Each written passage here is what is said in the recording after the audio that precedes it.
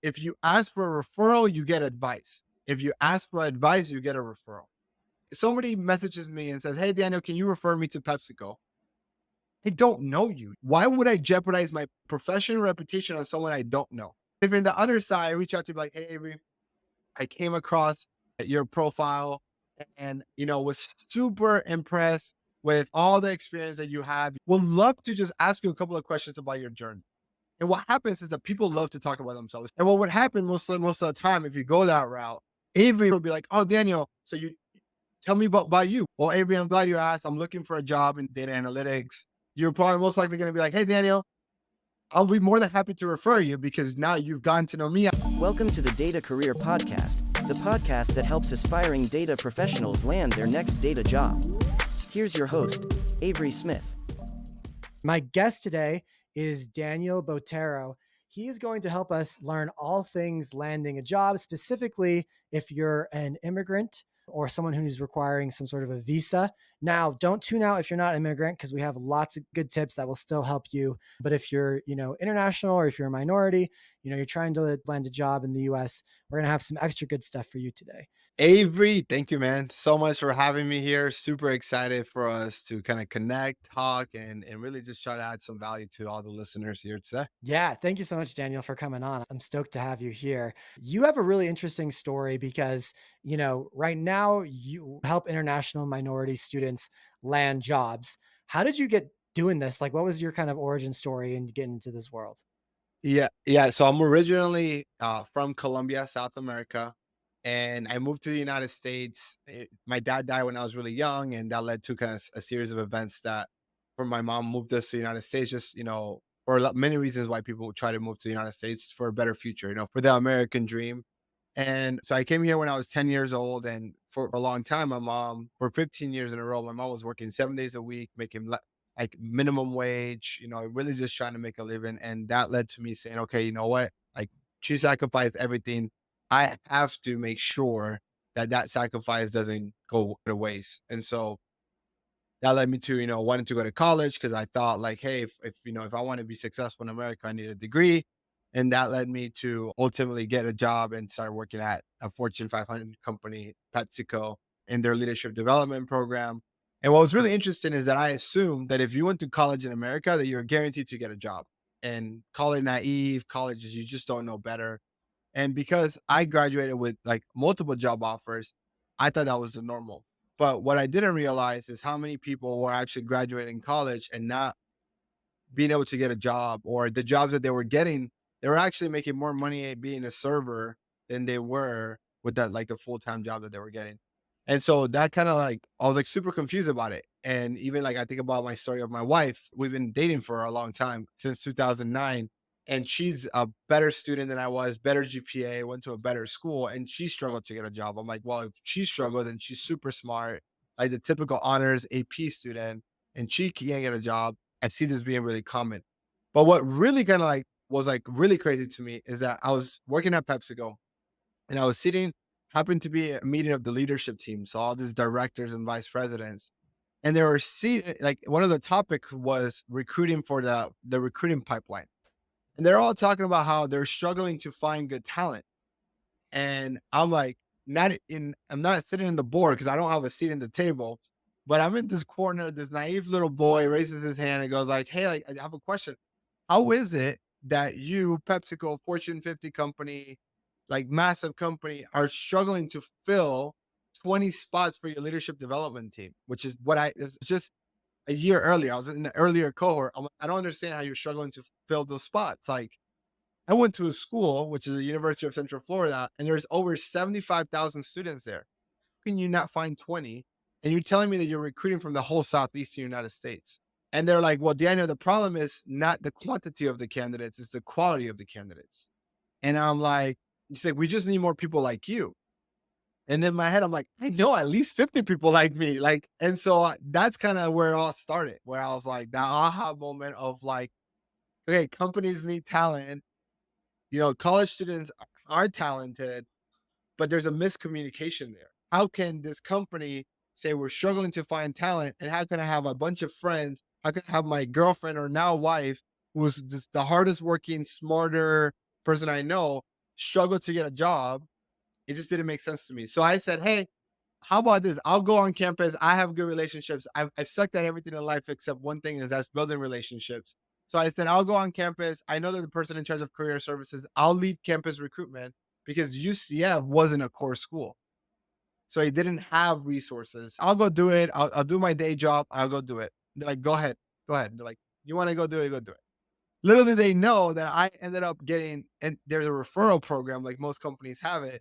I ended up the next following year referring 10 out of the 20 people from the management training program, direct referrals from me, and they were paying me $1,500 per referral.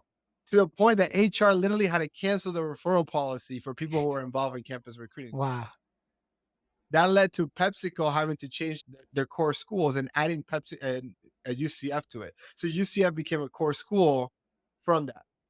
And so since I was already with the relationships, I was already leading it. I ended up leading campus recruiting for a core school because I had the relationships. I was speaking on campus. I was speaking on student organizations.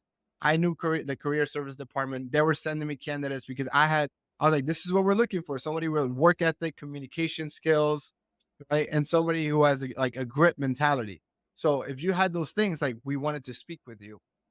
And so as I was going and doing like info sessions and speaking on campus and how to get a job at PepsiCo, I got promoted at PepsiCo. So now I was managing, like, I was driving all around the Southeast United States. So I started reaching out to other campuses saying, hey, I'm going to be in Atlanta in November. Do you mind if I go speak there? And they're like, absolutely, come right on.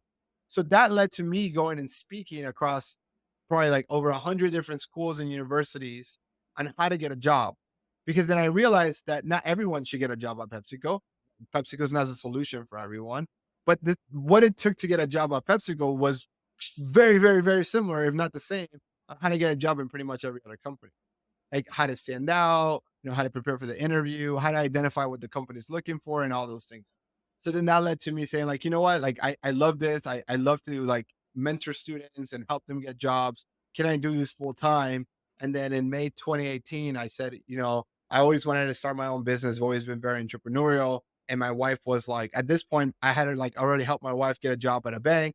She was making really good money and we can live off her income. She's like, hey, if there was ever a shot for you to start your business, you have a passion, there's a problem, like, we can go live off my income, go give it a shot. And so I took the jump and I left PepsiCo to do it. And that's kind of how it all started. That's awesome. That's such a cool story and really like highlights the power of networking, the power of the American dream. And I know I'm grateful that you're a career coach. And I know there's lots of your students who are grateful that you do this career coaching thing and you run Opni now and, help literally hundreds of people land jobs all the time. So thank you for giving us that background. That was really insightful. When you're helping these people, when you're talking to people, job seekers, what are some things that like you see over and over and over again, that mistakes that people are making when it comes to the job search? Yeah, no, I think it's interesting. I think the biggest mistake, and I think everyone, whether you're a college student or mid-level career looking to make a pivot, is, here's the problem. The internet has made it so easy for you to apply for jobs that it's made it so much harder for you to get noticed. Right? Like, if you just think about this a little bit deeper, it's like, there's like 79 listeners right now. How many, if I were to say, hey, I'll pay you $1 for every job you apply to, how many jobs do you think you can apply to in 1 week? Thousands. Easy apply Yeah. button, right? Like, it's just super easy.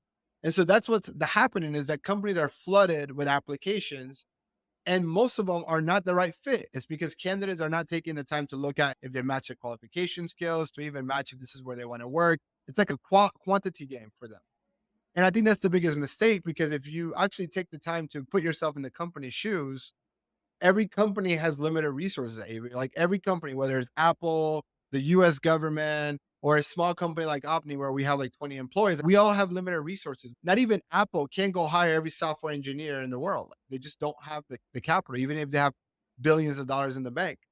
And so if you think about it in that point of view, every time a company hires, they're making an investment, because they can't use that $100,000 to buy a new vehicle, to invest in marketing, or to buy new software, or to hire someone else. They're investing in you. And when 99% of job seekers, or probably even maybe like 90 or whatever the number is, like the majority of job seekers, all they're doing is quantity versus quality, it makes it really hard to find the quality. And I think that ultimately that's what the mistake that people make is that you're focused on quantity. Instead, you should be focused on quality applications. And I think that's where I think networking, relationship building is important because that helps you stand out in this really diluted sea of applicants, and it forces companies to use systems and software like applicant tracking systems to try to manage the vast majority, like those large number of applications. Yeah, that makes sense. I mean, it is so easy with easy apply nowadays just to apply to like hundreds of jobs. But yeah, you're often competing that I mean, it is easy to apply to hundreds of jobs, but in those jobs you're often competing with hundreds of people because it was also easy for them.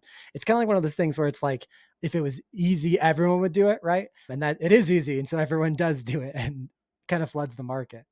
Yeah, that's tough. Now, I want to go back and just point out something that you said earlier that I think is really important. That when you landed your job at PepsiCo and you kind of, maybe some of your friends were unable to land a job, you said something and you mentioned it about your wife. You were like, I was not the best candidate. I was not the smartest person.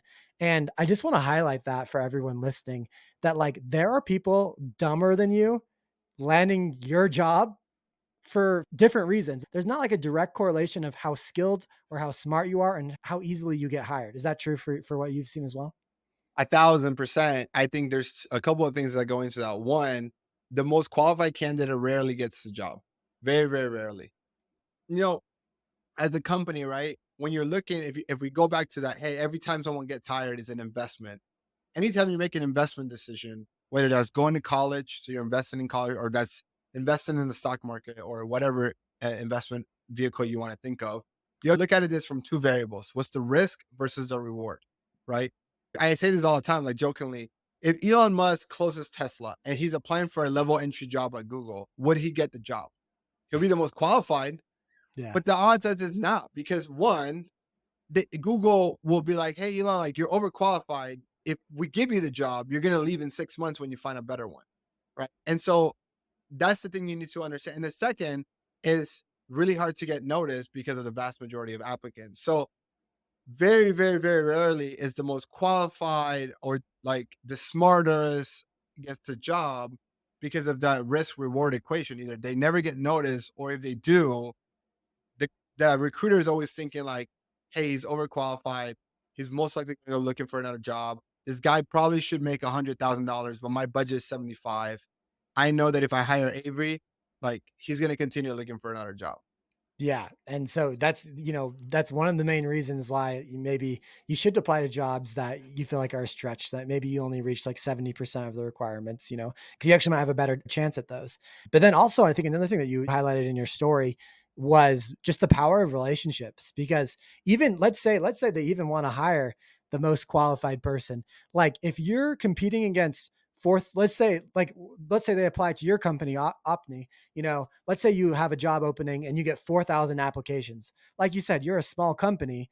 It's going to be really hard for you and your team to go through 4,000 applications. There's a chance that if an applicant, the most qualified applicant in this case, only applied via like the portal or whatever, there's a chance that, they're just a needle in a haystack and their resume might not even get seen. Their application might not get seen. Cause like you said, it is expensive for these companies to hire. It's not just like it magically happens. Like it requires that their people's times, and there's people's times are expensive. And so it's really important to realize, man, if I can make a relationship, or I think you said the phrase, if I can stand out, you have a way better chance of actually getting hired. Yeah, one of my favorite things to say in this topic is like visibility becomes more important than ability when it comes to getting a job. Visibility becomes more important than ability when it comes to getting a job. I love that.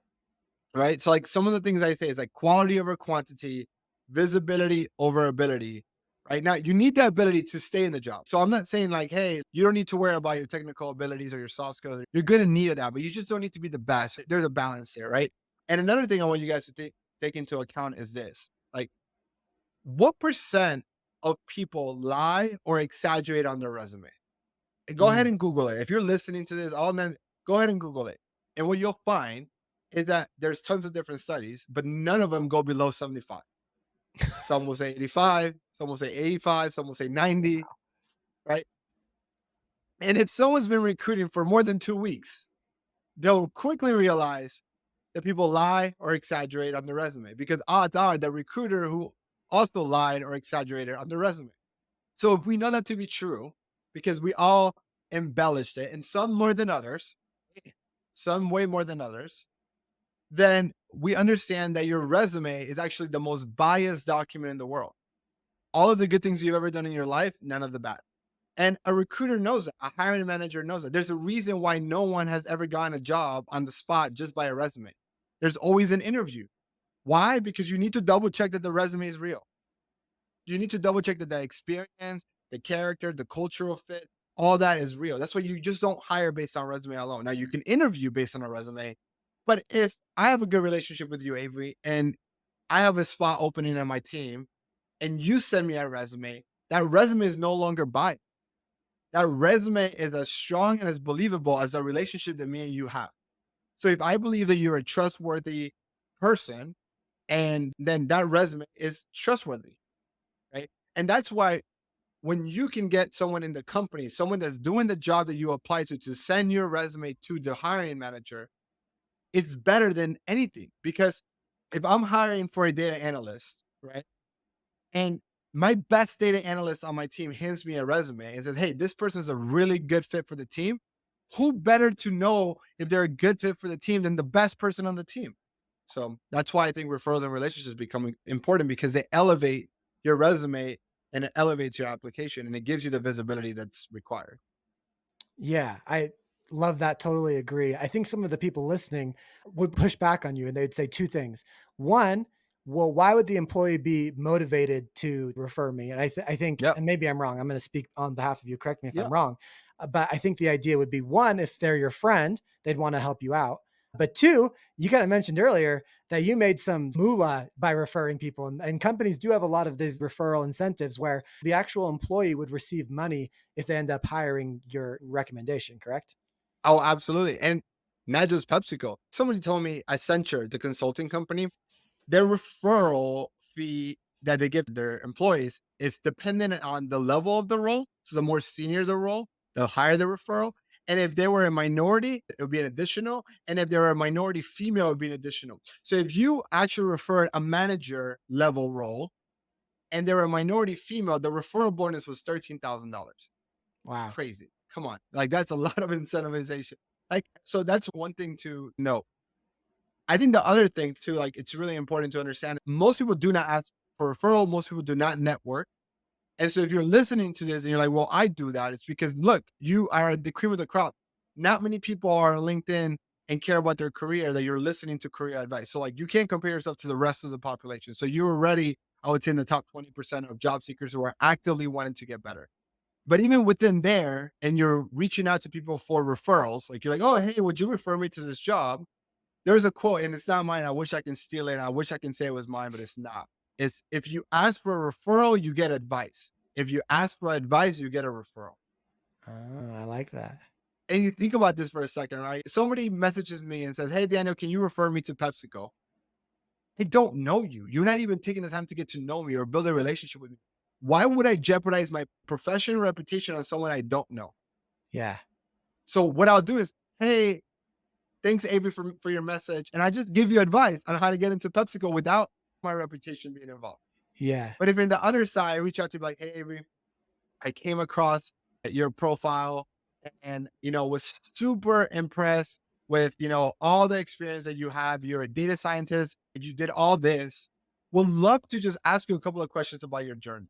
And what happens is that people love to talk about themselves, especially if you find commonality or if you admire them, because people just love it. We're ego driven people. Like like, it's just part of human nature.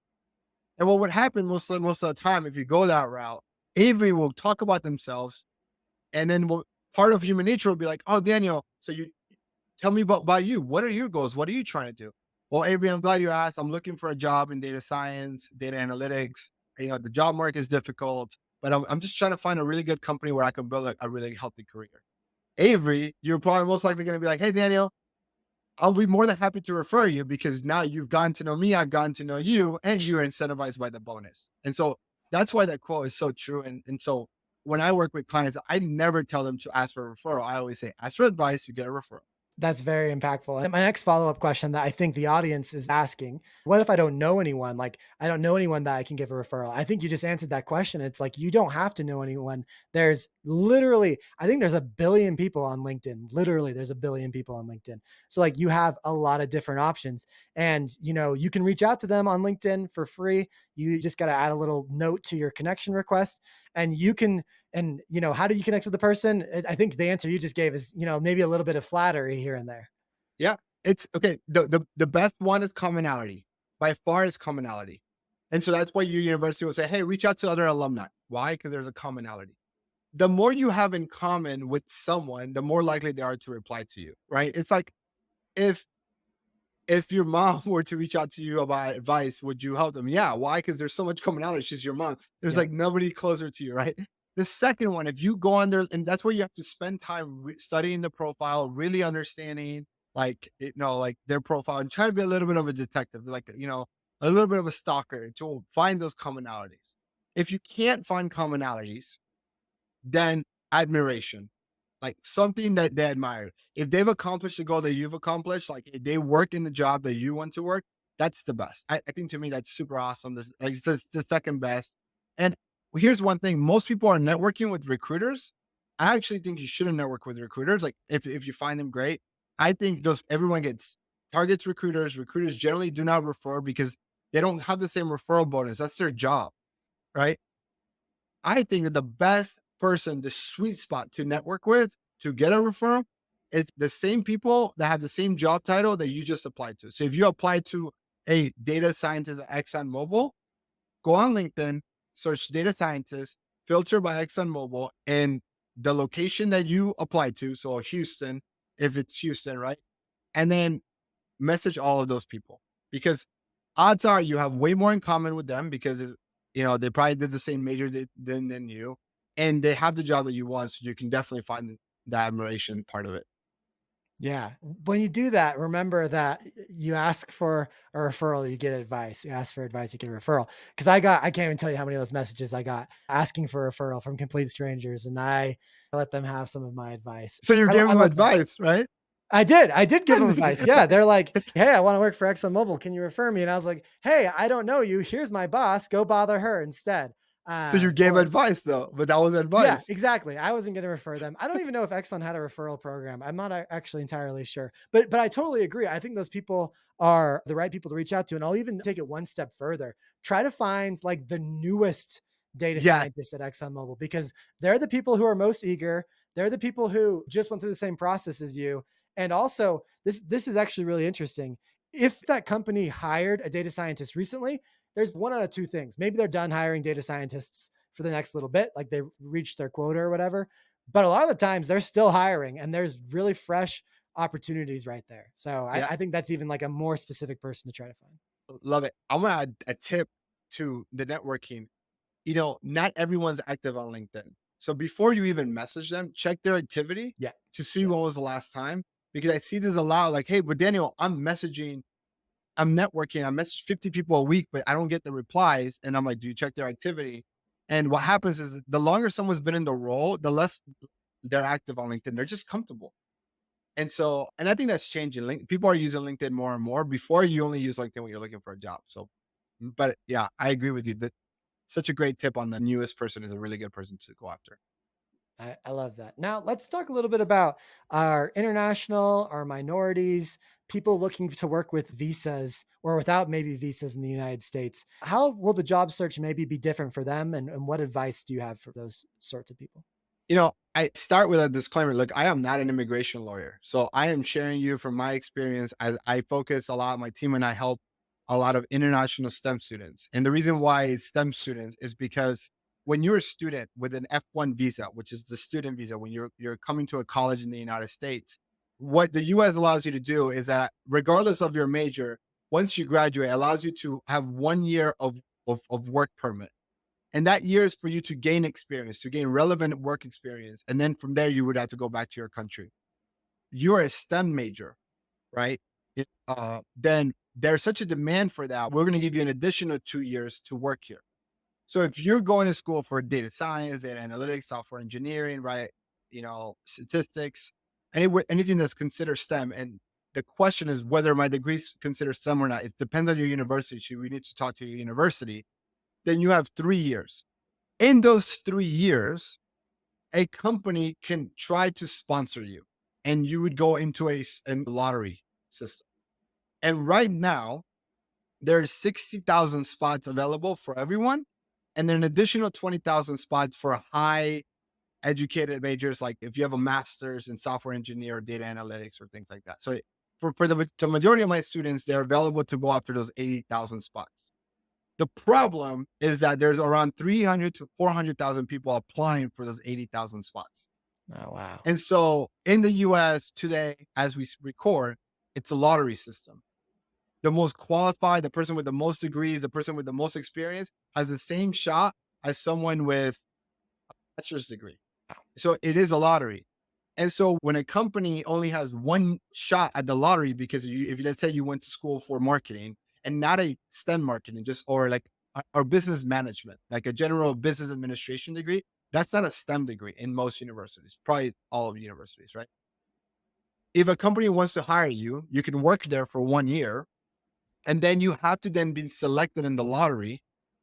And the odds of you being selected are less than 25%, less than 30%, depending on the number of applicants.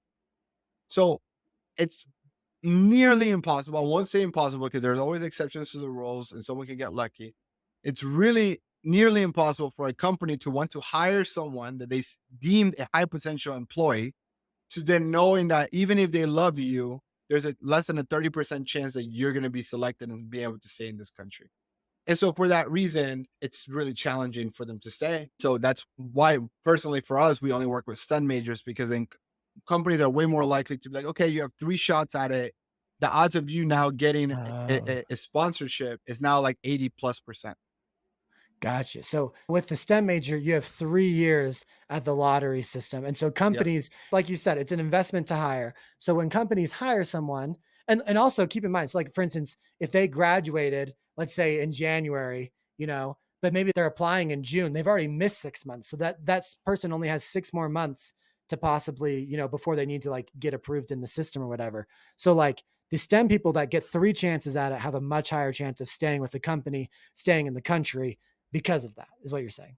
Exactly. And so like, and there's two things too, like you can be selected in the lottery, but that doesn't guarantee that you get the H-1B. The H-1B is a 3-year visa that you can then extend for another 3 years. And then from there, I believe at that point, there's a path to residency, and then there's a path to citizenship. So it would actually take like 10 to 15 years to ever become a citizen Wow. to go this route. It's a long process, but many people do it. And once you become a resident, the only difference between you and a citizen is you can't vote, and obviously, and you don't have an American passport. But from there, like you can live your life regularly in America. So like the other thing you have to understand is that the U.S. is protecting its labor market. Like it as that for the U.S. government, they want to make sure that the jobs that do get an H-1B are jobs that there isn't enough American residents or citizens Mm, to fill those jobs. And that's interesting. why they incentivize STEM majors, because their companies are saying like, hey, we don't have enough data scientists to fill all the demand. So we need talent from other countries to fill them. So Mm, you're never going to see a company sponsoring for a sales role. You don't need a degree to do sales, right? Now, yeah. there's obviously Gotcha. different levels of sales, and I love sales. I started my career in sales too, like sales leadership. But like, there's no sponsorship. So the more technical the role, the more likely it is, because even if you are selected in the lottery, then the government now has to hire a lawyer to prove that there's not enough talent for the demand of the jobs, and then the government can accept or deny the application. Wow. And so there's websites like myvisajobs.com. This is all free. This is all public information that says, okay, for software engineers, as an example, 99% of applications are approved. For data scientists, probably 99% as well. Like Oh, the wow. reason what that 1% is because they probably the lawyer was a newbie and probably misfiled the form or something. There's a lot of like program or product managers that are not as technical. Those are way more often to get denied. So you see that like being like a much higher denial rate. And so companies are less likely to want to sponsor, because they're going to have to invest around $10,000 to pay a lawyer, whether it's an in-house counsel or outside. It still costs a lot of money to try to fill those paperworks to prove. Wow. Okay. That's yeah, that is difficult. So, what are some things that people do to try to, if you're a job seeker, you're looking for this visa, what are some things that you can do to increase your chances? I would guess like there's certain companies that probably have a better track record of working with immigrants and you probably want to target those. Yeah, so like, because the US is again trying to protect the work, it forces all the companies that do this visa to make it public information. And so because of that, you as a job seeker can go to companies like myvisajob.com, or there's also like free Chrome extensions that you can attach to Mm, your Chrome. And when you're applying for a job, we'll either say this company sponsors, this company doesn't sponsor. gotcha. And so if I am a listener and I want to apply for a job and I need that H-1B eventually, I would suggest only apply for jobs that they sponsor and not Yeah. waste my time on the ones that don't, because you're not going to get a shot. And if you do get an offer because you lie and say you don't need sponsorship, they're going to take it back in the first day when they realize that you don't have a social security number and you don't have the paperwork required. Yeah, that's a good point. So there's a little bit of homework needed and honestly, maybe it's a little, I mean, obviously it's scary because you want to stay in the US. A lot of people do, right? You don't want to be kicked out or anything like that.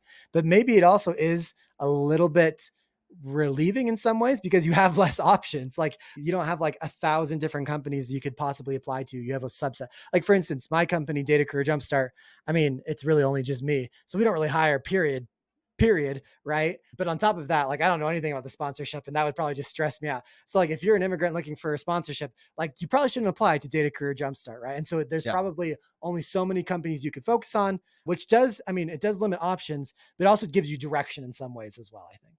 Yeah, exactly. Like if a company has less than 1,000 employees, odds are they're not sponsoring. They're not willing to go through those hoops. They don't need to go through those hoops. Just Google H-1B sponsorship, Chrome extension. I believe it's called like literally the H-1B checker. It's free. Or you can go to myvisajobs.com. It will tell you, it ranks the companies with the most sponsorships, like Google's, the Amazons, the Salesforce, all the tech companies. There's a lot of staffing agencies like technology consulting agencies that sponsor. So there's a lot of things there. But yeah, you're right. I just focus on that. Focus on those companies. That's really good to know. Yeah, very impactful. I feel like just to focus on the right companies because you don't want to be applying to a bunch of companies that would never even really consider you. And I think the job descriptions, a lot of the time, will say like at the top whether they're open to sponsorship or not. So that's good to look there too. Okay, sweet. That was very impactful. I just want to go quickly back to one resume tip that you have, just a quick resume tip that you see a lot of people making. You know, the majority of resumes that ever I come across, from even from the point of when I was a hiring manager and even a campus recruiter, and even now when I work with clients directly, is there's a difference between like an achiever's and a doer's resume. So most people assume that you're putting what you did on your resume. Hey, I did this, and this, and this. In fact, you actually want your resume to be more of an achiever. Here's how what I achieved. And the magic's in the bullet points. Like you can always find a really good template. You can the formatting, all of that. You can get all that. But to me, it's like if you know that every time someone hires, they're making an investment. I want every single bullet point that you have to show me how you either made or saved the company money. And if you could do that and you can show me how you can clearly pay for yourself, then it's a no brainer for me to at least want to interview you. Yeah, that's a really good point. Because, like you said, it's when you think about hiring as an investment, it's almost like this company is going to pick a stock out of Yeah. the literally thousands of different stocks that are available. And the first thing you probably should do when you're going to pick a stock is at least look at the historical performance, right? And if you don't give the historical performance of your stock or of you on your resume to the point where it's like, I know at my, what my expected ROI, return on investment might be, it's really difficult. So if you can be like, hey, you guys gave me my salary and I made $1 million, then that's really good. And those numbers are hard to calculate. Sometimes you have to like be creative. I help a lot of teachers become data analysts, right? And my teacher's always like, well, I never even work with money. I just work with students. And I was like, well, what if you just took like, you could be creative here where it's like you figure out, you estimate, or you find the actual number with the public school system, like how much it costs to have one kid in school for the year, right? And you multiply, let's say it's, I don't know, $4,000. And then you multiply that by the number of students you have. Let's say it's 10, just so it's easy math, that's $40,000. It's probably more than that, right? But you're like managing a $40,000 project. And then Yeah. maybe you divide that by 9 months. And then so you get like an actual like number per month, because I know school's not all year round. Like you can be creative with these achievements, but having some sort of dollar values on your bullet points, it does make a difference, doesn't it? Yeah, 1000%. And Avery, like to add to that, there's a couple of things there, right? Like one, guesstimate, right? And this is the importance of as you're doing jobs, internships, to take notes so you can remember this in the future. But two, a company doesn't care so much about the actual dollar amount you save. They care more about the train of thought. How did you come up with that solution? And that's the same reason why in an interview they ask behavioral questions, because past performance are the best indicator of future performance. You don't even have to do dollars. It could be percentages, how much you grew, you save time, resources, efficiencies. Like there's so many, like I think you're limited by we're all limited by our creativity on how we can communicate the value that we provide, whether we're saving or making the company money. And the point is this, like, even if it's not accurate, just know you need to be able to talk through that bullet point in the interview, right? So if you gave a great example of the teachers, then they're going to interview the teacher. If the teacher doesn't know and can communicate how she came up with that number, how does that math make sense? Then they're going to be like, okay, you're lying. You're one of the 75% of people that are lying or exaggerating on your resume. Yeah, that's a good point. This is a total side note. This is super funny, but I worked on a project at ExxonMobil. Actually, I built the whole project when I was an intern. So I really just prototyped it. It wasn't really in production. I mean, it would work, but it was just kind of a little bit janky. And my whole division was really excited about this. It was like catching momentum. Once again, I did not come up with the idea. I was just kind of like the monkey that actually did it. But I got to present it at like a pretty like a I don't know, like an Exxon gala, and like the VP came up and talked to me, and it was this whole shindig. And I didn't really know what its worth was, and other people figured that out for me and stuff like that. Like I didn't have to do that. But I'm not even joking. It was like this tool that I made as an intern was evaluated by Exxon. This is not by me. This is by Exxon at like $2.4 billion or something crazy like that. I know. And I always felt weird putting on my resume when I was looking to leave Exxon, because I was like, man, I don't really believe this. I don't think other people are going to believe this, but that's what they told me. So anyways, hopefully I wasn't part of the 75%. Kind But of I a think funny. we all are at any point, and it's not that we do it evilly. I think it just happens, and I think that's why you have to be able to talk through your thoughts in the interview. And you might not think it was a $2 billion one, but you are also an intern with a very small, narrow-minded side of what the overall mammoth business it is, Yeah. right? And you don't know that if you were able to save 3% in efficiencies, that 3%, Yeah. it's worth billions. Yeah, exactly. Exactly. And that's just the thing I'd have to explain in an interview is even 1% more efficiency. This was a tool that could be used in all downstream refineries, which, produces literally so much oil. Like if you save 1 cent on all of that, it ends up being a lot. So Yeah. anyways, it's funny. I love that achievements thing. Not doers. We want to be achievers. I really love that. This has been really helpful. I really appreciate you coming on the pod to tell us, what we can do as job seekers to land jobs, specifically if we're minorities or immigrants, some things that we could look out for. This is really helpful. Where can people go to learn more about you and what your company does if they want more information? Honestly, just LinkedIn. If you just type Daniel Botero on LinkedIn, from there you can learn more about me. You can learn more about my business. You can learn about how I help international STEM students get jobs. Instead of complicating it, go on LinkedIn. If you're listening to this, LinkedIn, you're probably on LinkedIn, or if you're listening to this anywhere like LinkedIn, it is. Okay, sweet. That's awesome. Daniel, thanks so much for coming on the podcast. Thanks for having me.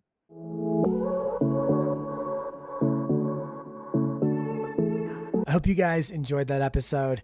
If you did, there's a lot more episodes. Literally, there's like 80 other episodes you guys can be listening to. If you haven't heard them, go listen to them. They're all full of gold, just like this. I hope you guys really take something away. If it's one thing, I hope you guys take away. If you ask for a referral, you get advice. If you ask for advice, you'll get a referral. I know that's something I'm taking, and I'm taking back to the Data Analytics Accelerator Bootcamp, and I'm going to teach them all of that. I want to make sure that everyone in that program knows that if you ask for a referral, you get advice. And that's something we obviously teach inside the Data Analytics Accelerator, is how you reach out to hiring managers, recruiters, peers, potential coworkers in the future. What do you say to them on LinkedIn? How do you actually send them a LinkedIn message? How do you send them an email if you want to send them an email? What do you say in those messages? I actually literally give scripts that you can copy and paste based off if you're talking to the CEO, like a CTO, like a founder, a recruiter, a hiring manager, whatever. We call it the cold message scripts. That's included inside the Data Analytics Accelerator Bootcamp. Just one of the little things I don't get to talk about enough in my opinion, because that's like so useful. If you guys want to check out the accelerator program, there'll be a link in the show notes down below. And I also talk about it inside of the webinar. It's about a 45-minute to an hour webinar where I'll talk about how to land your first data job. I'll give you guys actionable advice. I'll give away one of my number one secrets that I teach in the bootcamp for landing your first data job using a secret method of finding jobs on LinkedIn. And once again, you can talk to me in the chat. Literally, it's me in the chat. So if you guys want to come hang out in the chat room, check out the webinar down below, and hopefully I'll see you guys there or another episode. Have a great day, everyone.